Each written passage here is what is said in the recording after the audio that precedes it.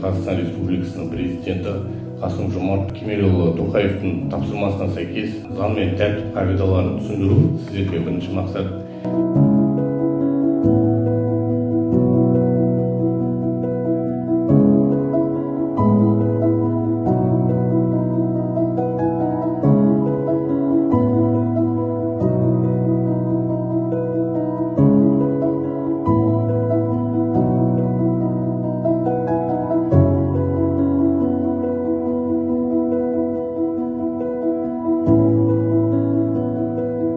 Ауылымыздан шыққан батырымыз Шалқар бауырымызды еске алып, оның ерлігін сіздерге дәріптеп жатқан осындай үлкен іс-шараны ұйымдастырып жатырған ішкі істер бөліміне үлкен алғысымызды білдіреміз.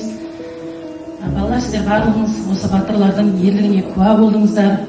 Елге адал қызмет ететін ұрпақ болады деген сенімдеміз.